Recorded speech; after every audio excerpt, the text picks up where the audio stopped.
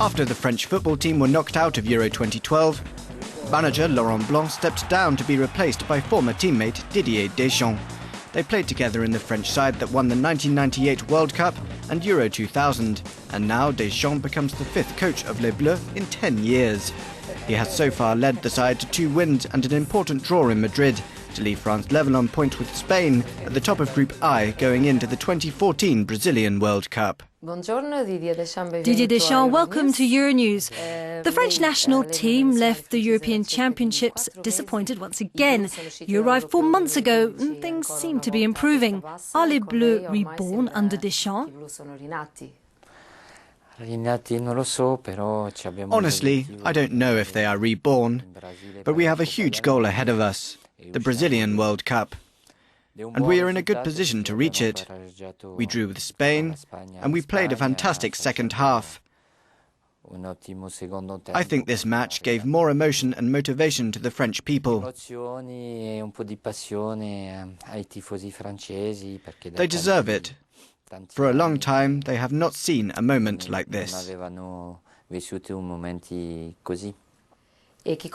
What's changed since your arrival? Everything. No, I'm just kidding. We have a lot of strong individuals in the French national side, but we also need to create a strong team and team spirit.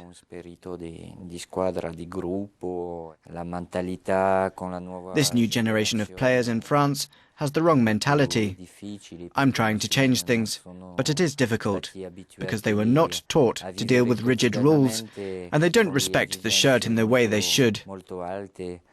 Of course, some of them more so than others.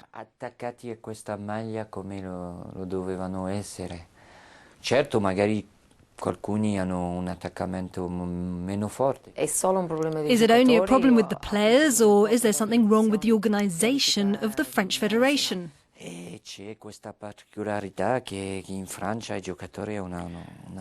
The truth is that in France the players have a lot of freedom, more so than in other countries.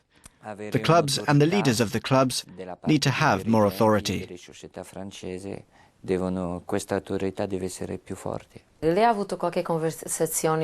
Have you had specific talks with Menez, Nasri, Ben Arfa and Villa, the players called by the French Federation after the European Championships? Sì, li posso chiamare, posso parlare con loro, a volte spiegare. Yes, I can call them, speak with them, sometimes explain my decisions and discuss my choices with them, but I'm not obliged to explain myself. They should accept my choices and my decisions, even if they disagree with them. Devono accettare perché è la mia decisione, però intendere e comprendere bene le motivazioni non sono mai d'accordo comunque.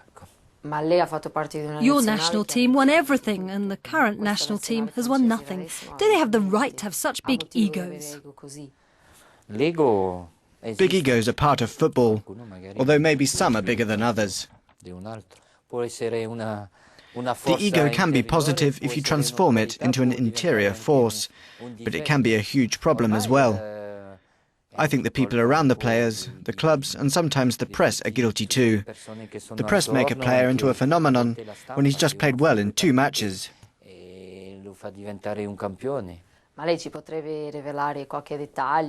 Can you tell us what kind of rules you've imposed since your arrival?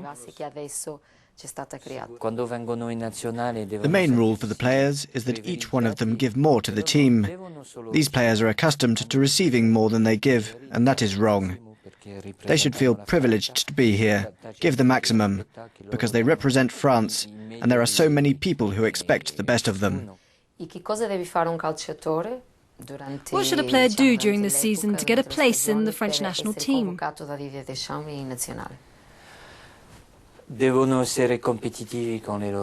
First of all, they should be competitive in their clubs, because I'm watching the matches all the time. This is the first judgment. After that, they shouldn't behave in an unacceptable way. This judgment has left Clichy, Nasri, Ben Arfa, Mexes, Villa and Malouda out of the national team. No, Clichy is still with us. But he's losing his place. The competition is strong. In the same position, we already have a player, Patrice Evra, who plays for Manchester United. When the coach changes, it's normal he calls some new players and changes the team a little. In the case of Malouda, for example, he's not playing at Chelsea either. He's training with the juniors. But he played the last Euro tournament. Yes, but he hasn't played since. I need to put 11 players on the pitch. The more difficult a choice is, the better it is. But the cases of Nasri and Ben Arfa are different because they're playing a lot with their Premier League sides. Yes, it's true. But there are other players who are playing very well. I need to choose a team, and until now, I've chosen other players. And M'Vila?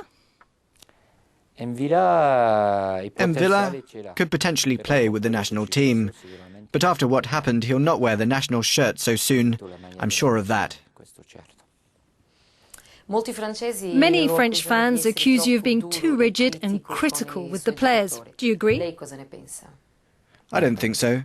They asked me to be more strict and rigid. But anyway, I'm not here looking for unanimity. You're part of an unforgettable French team. As captain, you lifted a World Cup in '98 and a European Cup in 2000. What differences are there between your national side and the current one? You know, it's always hard for those who arrive afterwards. Before experiencing '98, I experienced '94, when we failed to qualify for the World Cup. And during my generation, people made comparisons with Platini's generation. They used to say the Platini generation was the best, and after that we won the World Cup in France. It is never easy for a generation that comes after great moments and glories. There are cycles. Brazil had a cycle. Spain is going through an extraordinary cycle. But it's impossible for a team to keep the same level for 10 or 15 years. What can this team achieve under Deschamps? Everything is possible.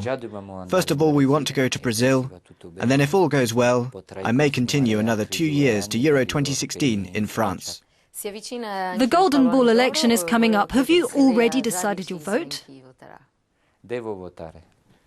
I still need to vote. Certainly it's between Ronaldo and Messi. The organisation should give 2 golden balls, but I know that's not possible. There are other Spanish players like Casillas, Xavi and Iniesta who deserve the awards. They won everything, but it's hard competing with these 2 players.